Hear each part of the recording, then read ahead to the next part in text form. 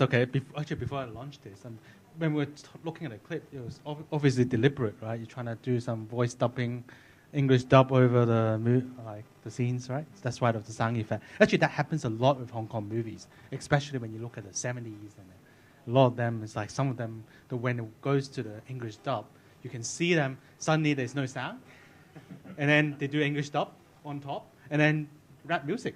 And then suddenly there's no sound for a while, and then you hear some kung fu, and then so it's kind of what obviously what Stefan wants to do in that video just then.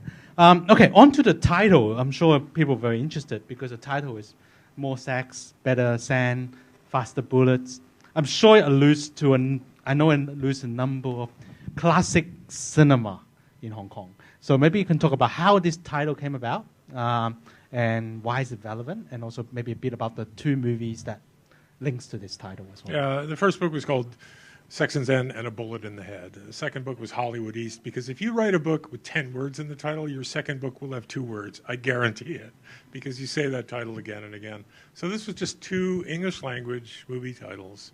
One thing that I say nowadays that I didn't say in the past is these are Chinese films in the Chinese language. The Chinese title is the correct title.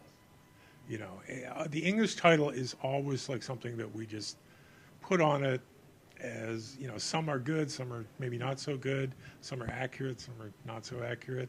But, you know, you can't expect English speakers to not have an English title for a film. So these were just, you know, I would say Sex and Zen and a Bullet in the Head, all the fine things in life, you know, whatever. It's just 2 movie titles crashed together.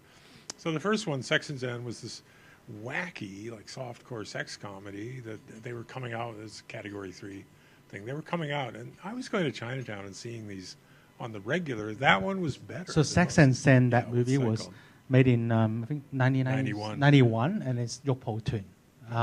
And Bullet in the Head is by John Woo, which is the Yu Zhan Douyin. It's called, I just can't recall right now, in Chinese. I'll come back to that. Okay, it's actually in Chinese in the book. Yeah. One thing, I didn't want to mention this, with publishing, we could not do this in the first book, but you can do it now, is you can put the Chinese characters in the body of the text, which I always want to do because, as I said, the correct title is Chinese. I always want to involve the local audience, right? So it's in there under wherever Bullet in the Head is. I don't know. Deep Hurt Gai Tao. Well, something along those lines. It's in there, you know. And again, the technology now allows us to put these Chinese characters right in the body, so that's real nice.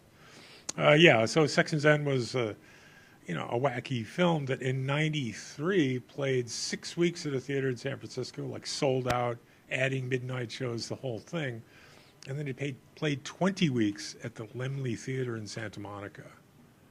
And bicycled around the country. It got all this media coverage. Everyone's like, wow, great. There was, as I was telling Andrew earlier, there was a problem with the 20-week thing in that people would go see this film and they really enjoyed it.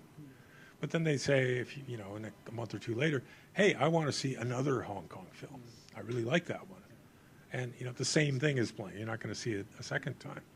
So, you know, having access to more screens outside of Chinatowns and stuff was a big deal for Sex and Zen. Bullet in the Head, I mean, it's John Woo. It's a classic. He's talked about it. You know, he says that being a kid here in Hong Kong and the riots in '67, he was seeing street violence and stuff, and that really informed him. He had this idea to make that type of film, and it's a little bit different from The Better Tomorrow. It's 2.5 hours. You know. All this stuff. I mean, I think it's a classic. I don't watch it as much as I watch, say, Hard Boiled. Hard Boiled is brilliant. It's for those who don't know, Hard Boiled, it's like Chow Yun-fat holding a baby in a hospital and shooting a machine gun. And that machine gun, I wouldn't say, just don't run out of bullets. It's just amazing how that they don't reload at all, right? With Leung Chiu-wai as well together, like Tony Leung. They just race along, and that was like last an hour in the hospital, literally 1 hour, and just shooting everyone that comes in the way, and somehow, they both somehow get out of it. I'm sure Tony Leung didn't get out at the end. I want to name check one scene from Hard Boiled. You know, when they're in the elevator, there's a scene where like the elevator doors close. They actually do reloaded this because they're in a static place. They're in this elevator, which is supposedly going to a different floor. And Lung Chu-wai is talking to Chow Yun-fat, and he says, I just killed this cop. They're in the middle of this crazy gunfight. And so Chow was just yelling, Mai, he's just saying, no, you didn't, because he doesn't want him thinking about this, right? Because when the elevator doors open, there's going to be more mayhem. So they open the elevator doors. That elevator never moved. As soon as the doors closed, all these stagehands are going crazy, taking out all the stuff, all the bodies, bullet casing, blood, whatever, and dressing the set for like the next floor. And then they open the doors and they're on a new floor. No, they never moved. I think that's, I love the magic of the movies. I love when you get the little behind the scenes stuff and how did they do that. I tell people, I'm like, what? Because it's completely different. And it's only like doors are closed for like a minute or so. That's Hong Kong. It's like we just do it. We move fast. Yeah. Okay. Probably didn't script that as well until on the day.